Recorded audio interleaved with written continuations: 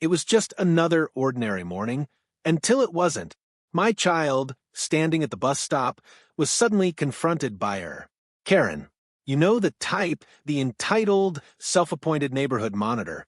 I watched as she began scolding my child, harshly telling her to stop playing, stop being loud, stop existing. My heart sank as I saw the fear in my child's eyes. But what Karen didn't know was that I wasn't just any parent at that bus stop. I wasn't just another faceless mom or dad waiting for the bus. I was the chief of police, and I knew exactly what to do next. Karen had no idea who she was messing with, and today, she was about to find out the hard way. Stay tuned, because this story isn't just about an angry neighbor, it's about standing up for what's right, no matter who's involved.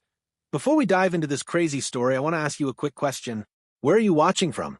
Drop your city in the comments below. I'd love to see where everyone's tuning in from. And while you're here, don't forget to hit that subscribe button so you never miss out on these intense stories. Now, let me take you back to that fateful morning. It started like any other day. My child was standing at the bus stop ready for school, surrounded by other kids laughing and chatting. Everything seemed peaceful, or so I thought. That's when she appeared. Karen, every neighborhood has one, right? The self-appointed enforcer of the rules, the one who always has something to say, always ready to make everyone else feel small. That morning, Karen decided to make an issue out of something that was, frankly, ridiculous. My child, my little girl, was standing there, excited and happy, just waiting for the bus. But Karen didn't see that. No, instead, she decided to go off, loudly lecturing my child for simply existing. "This isn't a playground," she shouted. "You're too loud. Control your child." I watched, stunned and angry, as my child's face fell, clearly confused and upset by the confrontation. It was at that exact moment that something inside me snapped. I wanted to walk over, yell back at Karen and defend my child, but I held back, because Karen had no idea who she was messing with. You see, I'm not just a regular parent in the neighborhood. I'm the chief of police, and today, Karen was about to learn a lesson she would never forget. But trust me, it didn't end there. What happened next will shock you. It was one of those rare mornings when everything felt perfect, the kind where everything aligns just as it should.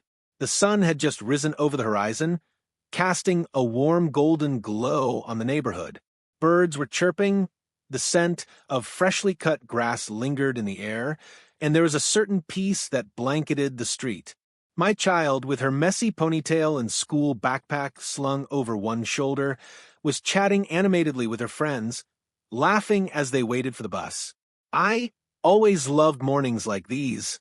The neighborhood was quiet, and the bus stop was the one place where parents and kids gathered without stress. People exchanged small talk, kids ran around or stood in groups, and for the most part, everyone was content. In fact, this was a place I had always felt safe. A place where my child could be herself, free from judgment or fear. But on this particular morning, something felt off, not in the air, not in the street, but in the way people moved. There was a stillness about it, an energy that didn't sit right in the pit of my stomach. I shrugged it off, convincing myself it was nothing more than my overactive imagination. It had been a rough week at work, and I'd been under a lot of pressure. Maybe that's why I was reading too much into the ordinary. But I would soon find out that my gut was right. My child was standing near the sidewalk, talking with her friends as they giggled about the latest trends at school. She was such a bright, caring little girl, and I was so proud of her.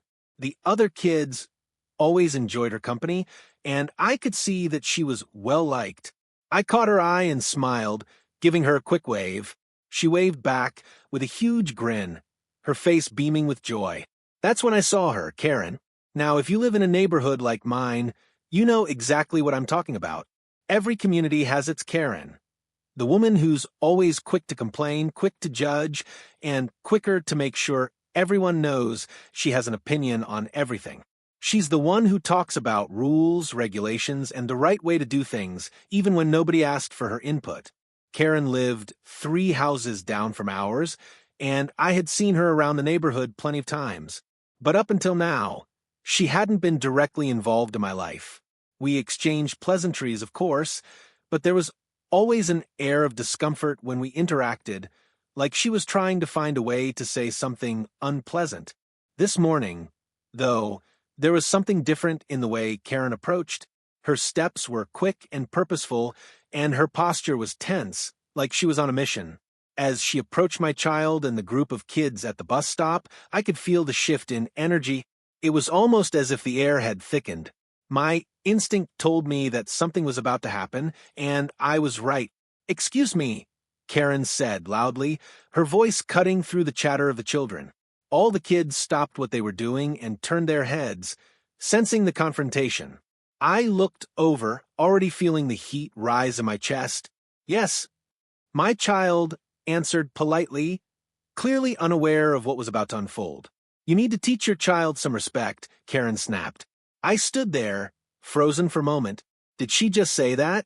Was she talking about my kid, the same one who had always been respectful and kind? My heart sank and anger began to boil within me. I could feel my pulse quicken, my blood beginning to heat in response to her condescending tone. "What's the problem, Karen?" I asked, stepping forward. I didn't want to make a scene in front of all the children, but I couldn't stay silent either. Karen barely acknowledged me, her focus entirely on my child. "She's too loud. This is a residential area, not a playground. She needs to learn how to behave." My child, stunned and confused by the sudden reprimand, looked at me, her eyes wide with concern. I could tell she was hurt by the words, but she didn't fully understand why Karen was upset. "Karen," I said, trying to keep my voice calm despite the growing rage inside me. "What exactly is the issue here? My child isn't doing anything wrong. She's always making noise, running around with no regard for others. This is a quiet neighborhood, and I'm tired of it." Karen's words were sharp, each one like a blade aimed directly at my child's spirit. I glanced around at the other parents, who were now watching the interaction with quiet interest. Some were standing back, waiting for the inevitable conflict to blow over. Others, I could tell, were secretly siding with Karen. But it was clear this wasn't just about noise. This was about control. This was about Karen trying to impose her version of order on everyone around her. And unfortunately for her, she had picked the wrong kid to mess with. At that moment, I felt a surge of protectiveness rise inside me. How dare she? My child had done nothing to deserve this treatment. All she had been doing was enjoying a moment of happiness before heading off to school, and Karen had to ruin it with her judgmental attitude. And yet, there was something else. It wasn't just the anger that was building inside me. It was the realization that this wasn't just a random, angry neighbor. This was someone who felt entitled to tell others how to live their lives. This was someone who thought she could get away with making someone feel small because she had the power of her voice and her opinion. I took a deep breath, trying to collect myself. I knew that reacting with anger would only escalate the situation. I needed to keep my cool, at least for now. "Karen, I suggest you walk away now before this gets any worse," I said firmly. But she wasn't backing down. "No," she snapped. "I'm tired of letting people run wild in my neighborhood. You need to control your child, or I will have no choice but to escalate this to the homeowners association." Something inside me shifted. Escalate? I was already feeling the anger bubble up. But here's the thing. Karen had no idea who she was talking to. I was the chief of police. In the moments that followed Karen's outburst, I could feel a wave of disbelief wash over me. It was hard to fathom that this was happening, that a confrontation with her, of all people, was unfolding right before my eyes. I'd always known she had a tendency to complain about the littlest things, but this was different. My child, my innocent little girl, was being publicly chastised, and I couldn't stand by and let it slide. For a brief moment, I considered just walking away, letting Karen have her moment of self-righteousness. I could have gone back to my child, told her to ignore it, and kept my focus on getting her off to school. But something stopped me. It wasn't just about the confrontation anymore. It was about sending a message, one that people like Karen needed to hear. You can't just bully others, especially not in my neighborhood. Not when it involved my child. I took a step forward, my eyes locked with Karen's, and I could feel her stiffen at my approach. She had likely seen me around the neighborhood, and we had exchanged pleasantries in passing. But that was before. She had no idea who I truly was. Now, this was about to become personal. Karen, I said, my voice level but firm. You don't get to speak to my child like that. She's not causing trouble, and if you have a problem with her, you come talk to me directly. Not make some public spectacle of it. Karen's expression faltered for a moment, but she quickly regained her composure. Her chin tilted upward, as if she thought she could regain the upper hand. I am talking to you directly. It's about time someone in this neighborhood did. Your child is disruptive, and I'm simply trying to enforce some rules around here. I stood there, absorbing her words. It wasn't about the noise. It wasn't about the kids running around. It was all about control. She had decided that she had the right to dictate how people should behave, even if it meant intimidating a child in front of her friends. I could feel my patience thinning with each word she spoke, and I had to bite my tongue to keep from letting my anger get the best of me. At that moment, I turned my gaze toward my daughter. Her wide, confused eyes were filled with sadness and frustration, and it broke my heart. She didn't understand why Karen was being so cruel, and I couldn't blame her. How could a child possibly understand that there were people in this world who found joy in putting others down? As I knelt down beside her, I placed my hand gently on her shoulder, offering her a sense of comfort, a brief reprieve from the harshness of the moment. "Hey, it's okay," I whispered. "You didn't do anything wrong." My child nodded, but I could tell she was still hurt, still unsure of why Karen had singled her out. I wanted to take the pain away, to wrap her in the safety of my arms and tell her the world would always protect her. But I knew that sometimes the best way to teach someone a lesson wasn't to coddle them, it was to stand up for them, to show them that the world didn't always work in the way we thought it should. I turned back to Karen, who was now tapping her foot impatiently. Her arms were crossed tightly across her chest, her posture rigid as she waited for me to respond. She didn't even seem to care that she had upset my child. To her, this was just another day of enforcing what she believed was her right to keep order. "Karen, you're clearly upset," I said, my tone now steady, "but taking it out on a child is not the way to solve it. If you have concerns, come talk to me directly. I'm the one you should be speaking with." She looked at me, her face twisting with indignation. "Oh, I know exactly who you are. You think you can just throw around your authority and intimidate everyone? Well, I don't care if you're the chief of police. My responsibility is to this neighborhood, and I won't tolerate your kid causing chaos." I felt the shift in the air. The challenge was clear in her voice, and I could almost feel the tension crackling between us. She thought she had the upper hand. She thought her position as a concerned neighbor was enough to back her up. But what she didn't realize was that she had just made the worst mistake of her life. What Karen didn't know, what no one knew, was that I wasn't just any concerned parent. I wasn't some average citizen trying to keep the peace. I was the chief of police in this town, and I was not going to let her disrespect my family. I could have told her right then and there, dropped my badge and shown her exactly who she was dealing with. But I didn't. I wanted her to stew for a moment, to think she had some form of power over me.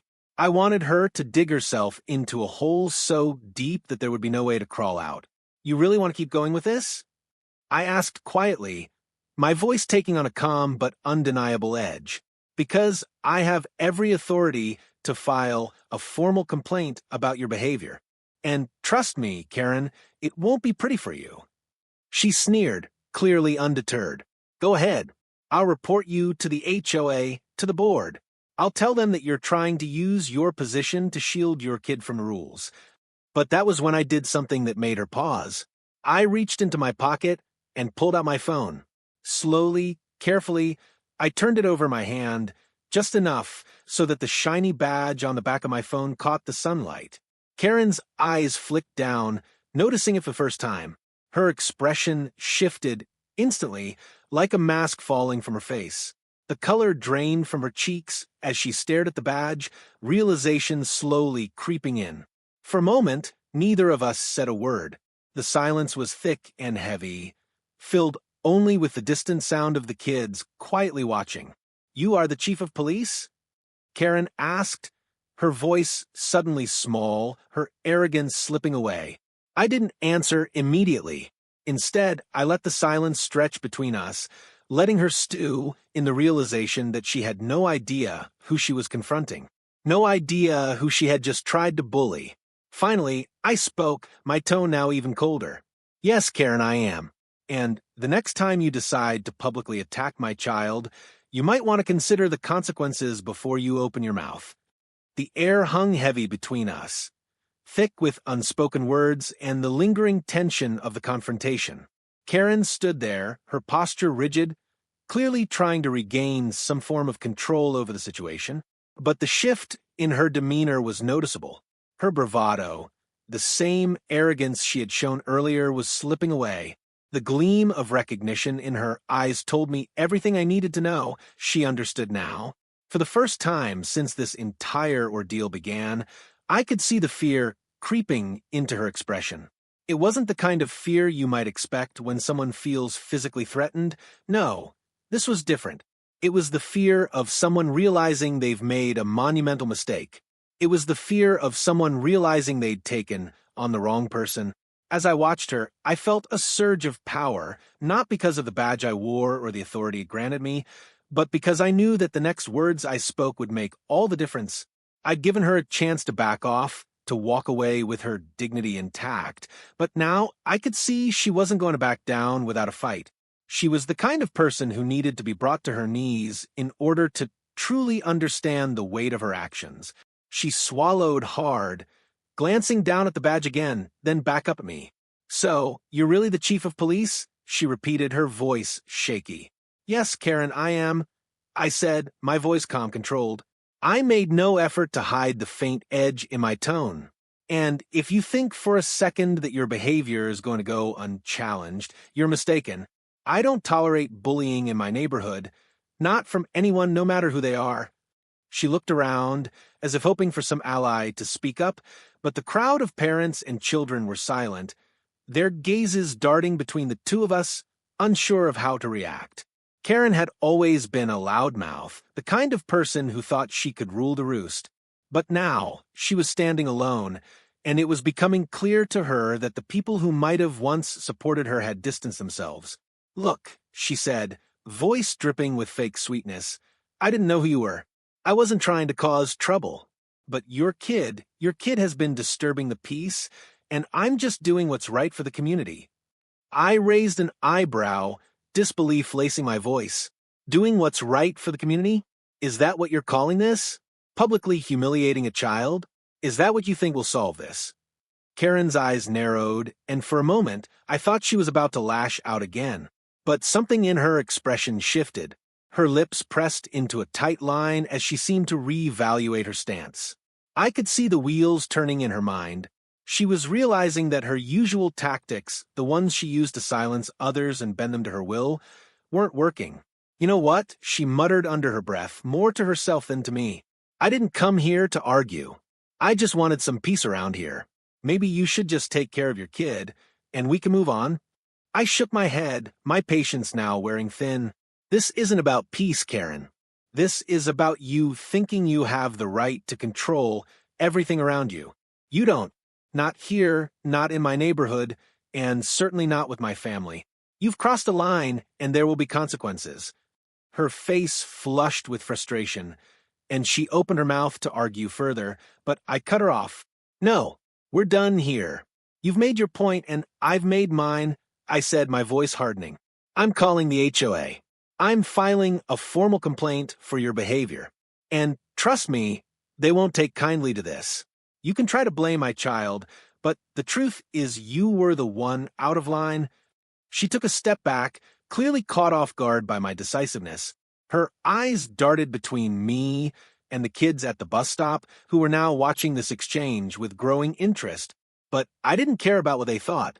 What mattered now was making sure Karen knew she couldn't get away with this, that she couldn't just pick on my child and expect no repercussions. Go ahead.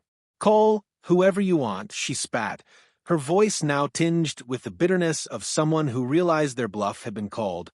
I'll tell them you're abusing your power. I'll have you investigated. I could see the anger bubbling up in her again, but I didn't flinch. I wasn't intimidated. Not anymore. No one's going to believe you, Karen, I said flatly.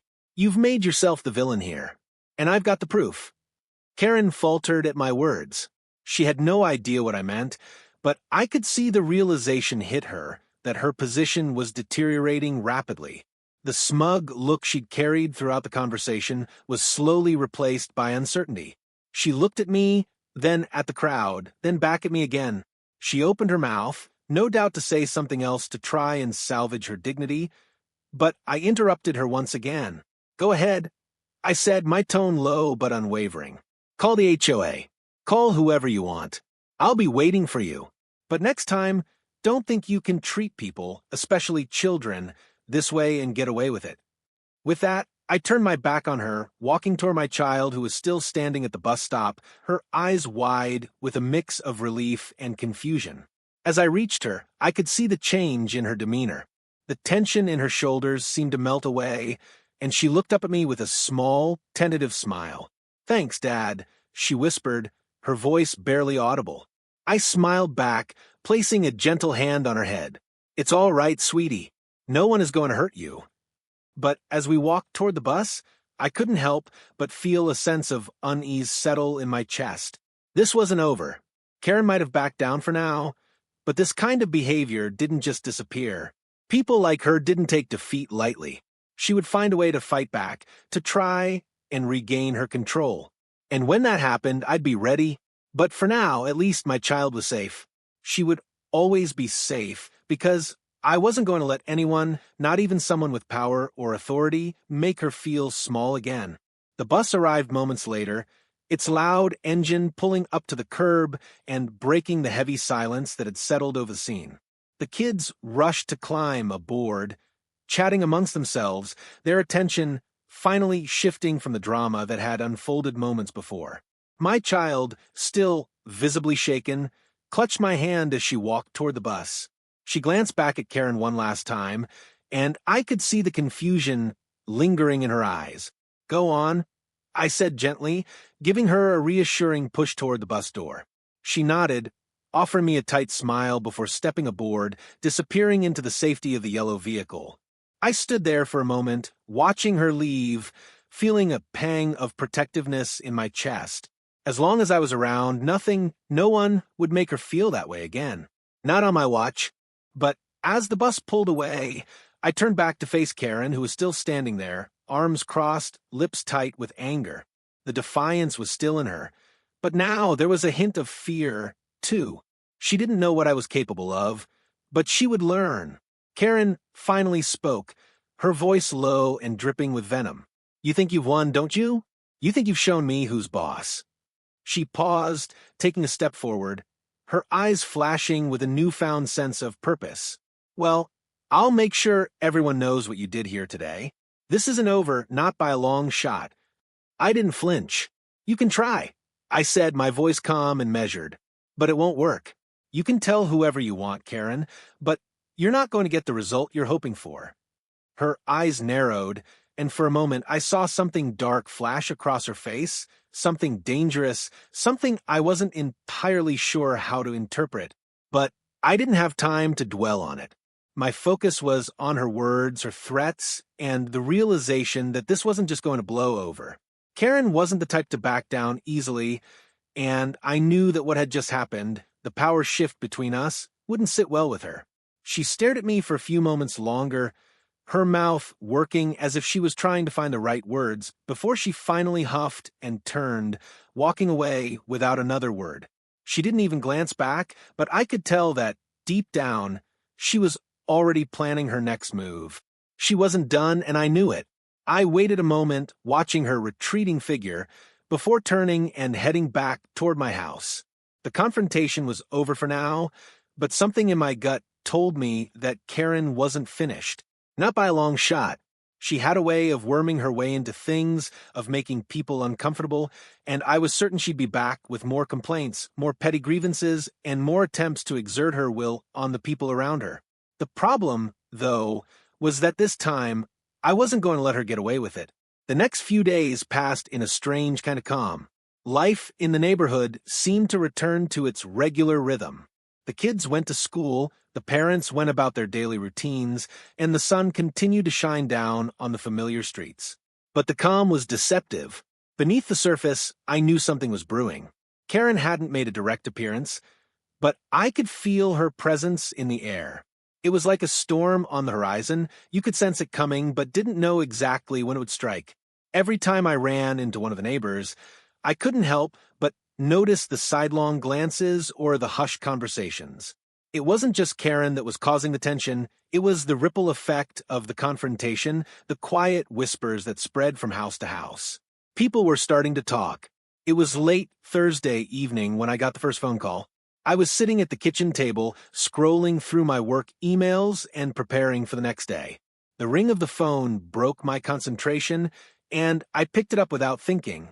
"Hello?" I said, my voice casual. "Hi, is this Chief Carter?" The voice on the other end was unfamiliar, but there was an edge to it that caught my attention. "This is him," I replied. "Who am I speaking with?" "It's Susan from the HOA board," she said, her tone professional but clipped. "I'm calling about an incident that occurred earlier this week, at the bus stop, I believe." I could already feel the tightness in my chest, but I kept my voice even. "I'm listening." "Well, we've received a formal complaint about your behavior that morning," Susan said, the words slow and deliberate. "One of our residents, Karen Miller, has reported that you used your position to intimidate her. She claims you verbally threatened her, and now the board is looking into it." My heart sank. Of course. I should have known that Karen wouldn't back down quietly. She had a way of twisting things, of manipulating situations to paint herself as the victim. "I see," I said, keeping my tone neutral. "And what exactly is the nature of the complaint?" "She claims that you tried to use your power as chief of police to coerce her into silence, and that you made her feel unsafe. She says you threatened her with consequences if she didn't stop criticizing your child." There was a pause on the other end, as if Susan were waiting for my reaction. "We need to address this quickly. The board is concerned." I took a deep breath, gathering my thoughts. Karen was making her move. She was trying to take me down with her, using her influence in the neighborhood to make sure the HOA sided with her, to discredit me and shift the narrative in her favor. "Well, I'm happy to cooperate," I said, my voice steady now. "But let's be clear here, Susan. Karen Miller is lying. She's manipulating the situation to paint me in a negative light. I will provide you with the full details of the incident, and I suggest you speak with the other witnesses who were present before making any conclusions." There was a long pause before Susan responded. "I'll need a written statement from you, Chief, and I'll be arranging a meeting with the board in the next few days. We'll discuss everything then." "Fine," I said. "I'll send the statement over as soon as possible." We exchanged pleasantries before hanging up, but I could already feel the weight of the situation pressing down on me. Karen was playing the long game. She wasn't going to give up easily, and this was just the beginning. The day of the HOA board meeting finally arrived, and the unease I had been feeling over the past few days seemed to settle in my bones. The thought of facing Karen in front of the board, knowing the kinds of accusations she had thrown at me, stirred something cold and calculating within me. I wasn't just walking into a meeting to clear my name. I was walking into a battlefield, one where my reputation and my integrity were on the line. I arrived at the HOA Community Center a little early, taking a moment to compose myself in the parking lot before heading inside. The building itself was quaint, a small one-story structure with white paint that had begun to show signs of age. A few cars were already parked outside, their occupants probably already gathering inside for the meeting. The neighborhood was about to witness a clash, and I had to make sure I came out on top. As I entered the building, the chatter from inside the meeting room grew louder. I took a deep breath and stepped in, immediately scanning the room. The HOA board was seated, at a long table near the front, with several members already in discussion. I could see Karen sitting at one of the side chairs, her arms crossed tightly over her chest, a smug expression on her face. She was looking at me like she'd already won, like she was just waiting for me to fall apart under the pressure. But I wasn't going to give her that satisfaction. I walked confidently to my seat at the table, nodding politely at the board members I recognized. The room quieted as I settled into place. I could feel Karen's eyes on me, and I knew she was hoping to see me crack under the weight of the accusations. The chairperson, a middle-aged man named Greg, cleared his throat and addressed the room. "Good evening, everyone. I'd like to call this special HOA meeting to order. We're here to discuss a complaint filed by one of our residents, Ms. Karen Miller, regarding a confrontation with Chief of Police John Carter." The words hit me like a slap, and for a moment I felt the weight of the room shift. Karen had made sure her complaint was front and center. It wasn't just about her grievances, it was about putting me in the spotlight, making me out to be a person who abused my power and couldn't be trusted. But I wasn't about to let her frame the narrative. "I'll begin by giving Karen the floor to explain her side of the story," Greg continued. "Then we'll hear from Chief Carter." I glanced at Karen, who was now sitting up straighter, her expression full of triumph. She wasn't just here to make a complaint. She was here to make me look like a villain. I had to remind myself that this wasn't about her. It was about setting the record straight. Karen began speaking, and her voice was calm, collected, but tinged with a sense of righteous indignation. "I'm here today because I believe Chief Carter used his position to intimidate me and silence me when I tried to address a concern about his child's behavior," she started, her voice carrying across the room. "I was simply trying to bring up an issue at the bus stop where his child was being disruptive and causing a scene. When I tried to address it, Chief Carter became aggressive, made threats, and used his power as the chief of police to intimidate me into silence." I felt the sting of her words, but I refused to react. Instead, I sat quietly, maintaining my composure. I had heard these accusations before. It wasn't the truth, and it wasn't going to take me down.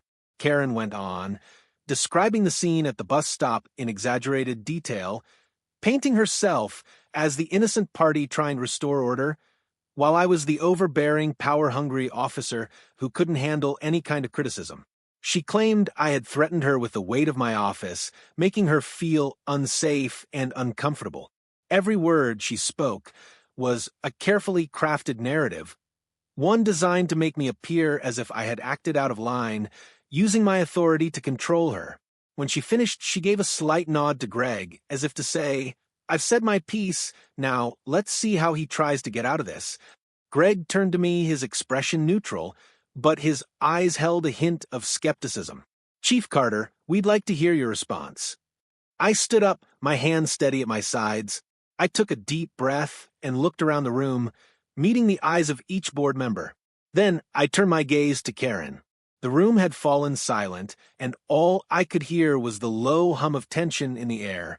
"Thank you," I began, my voice even. "First, let me start by saying that I take these accusations seriously. I'm a public servant, and I hold my role as chief of police to the highest standard. That includes ensuring the safety and well-being of my community, all members of my community." I paused for a moment, letting my words settle. Then I continued. "What Ms. Miller has presented here is a distorted version of what happened that day. Yes, I was at the bus stop when the confrontation occurred. Yes, my child was there with her friends. But I did not intimidate or threaten Ms. Miller in any way.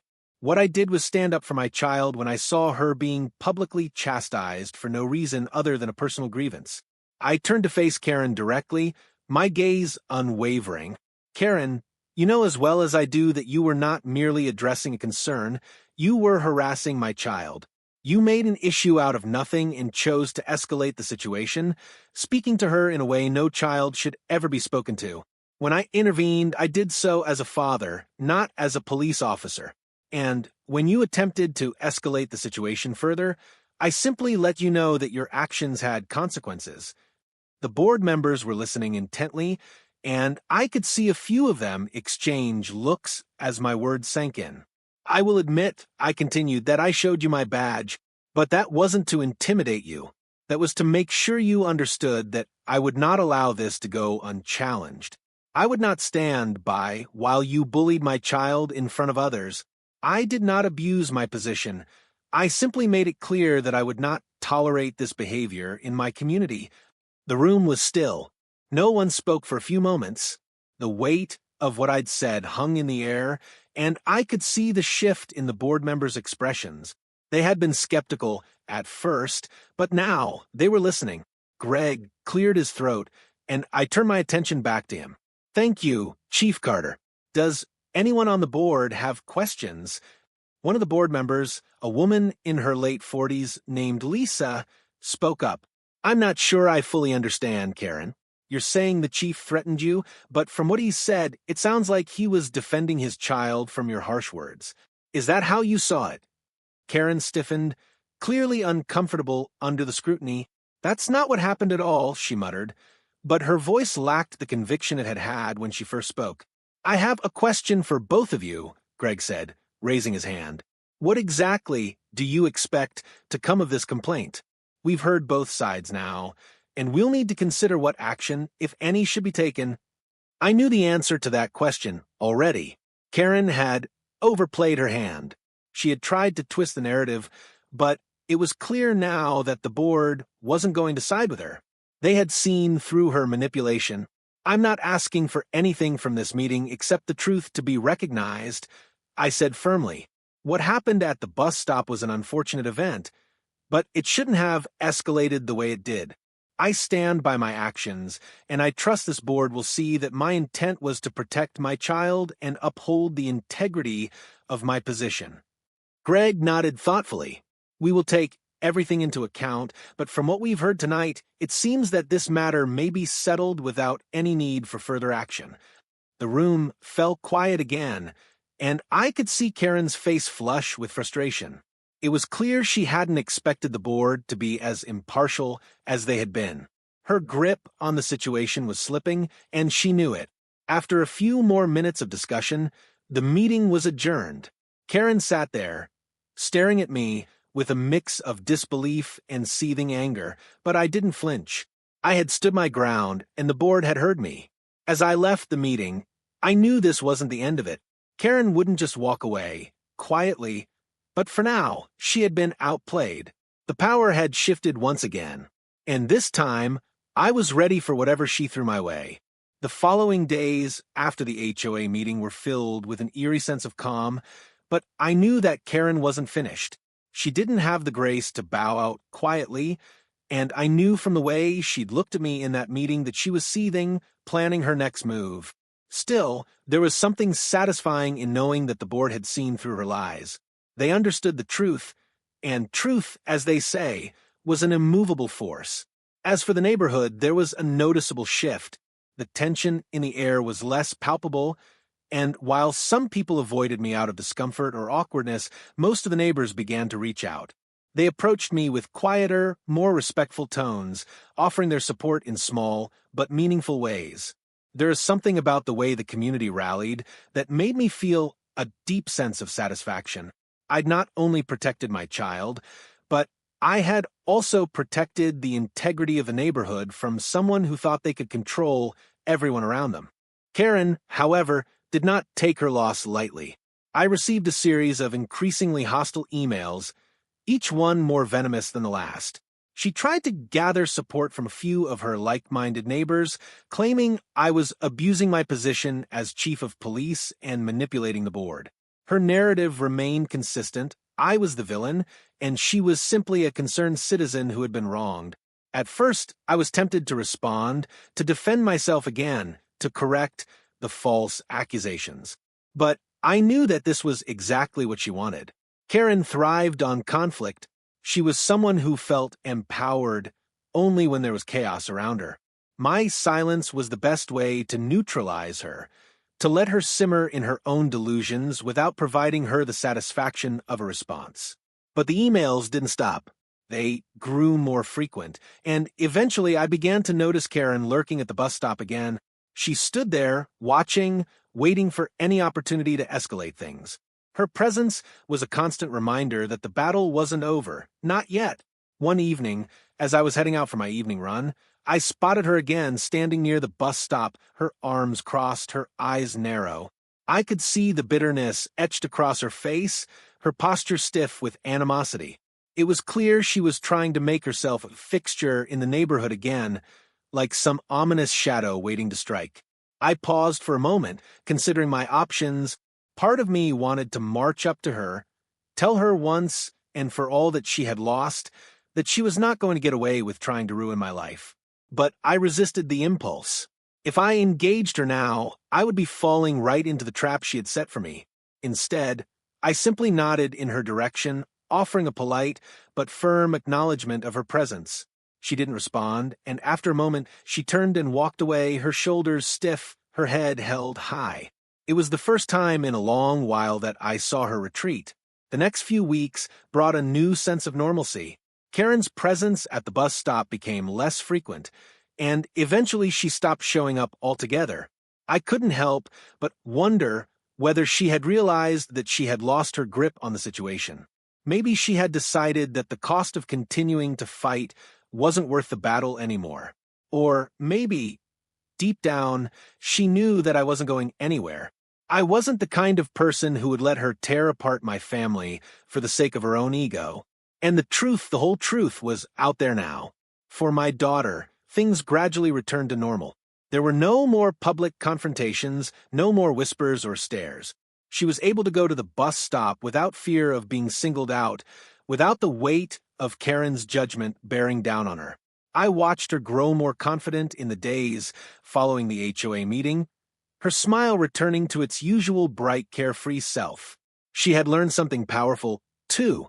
In the face of adversity, in the face of someone who tried to break her down, she had seen how important it was to stand tall, to stand up for yourself, and to never let anyone make you feel small. It wasn't just me protecting her anymore. She had started to understand her own strength, and that made me proud. I also knew that this experience would shape her in ways I couldn't fully predict. She would always remember how someone had tried to hurt her, but she would also remember how we had stood together as a family, how we had refused to let that someone win. It was a week after Karen had disappeared from the bus stop when I had a conversation with my daughter that I'll never forget. We were sitting at the dinner table, eating quietly, when she looked up at me, her eyes soft but filled with something deeper than just curiosity. "Dad, why did you let Karen talk to me like that?" she asked, her voice low, almost hesitant. I took a deep breath, setting my fork down before looking at her with a gentle smile. "Because I knew you could handle it. I knew you were strong enough to stand up for yourself, even when she tried to make you feel small. And I knew that sometimes the best thing we can do is show people who think they can hurt us that they're wrong." "But what if she wasn't wrong?" she asked, her eyes searching mine. I paused, unsure of how to answer. I wasn't sure how much to reveal about the situation, how much she was ready to understand about the complexities of people and their behavior. But I didn't want to hide the truth from her. "She wasn't wrong about being upset, sweetie," I said, my voice calm but firm. "But she was wrong about the way she treated you. No one has the right to make someone feel like they don't belong. Not because of their voice or their laughter or who they are. You deserve to feel safe, and I'll always fight to make sure you do." She nodded slowly, her eyes thoughtful.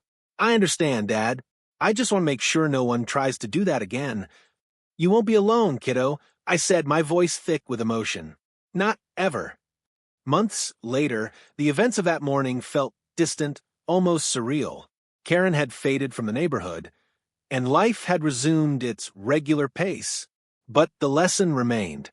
We had stood up for what was right, not just for me or my daughter, but for the community as a whole.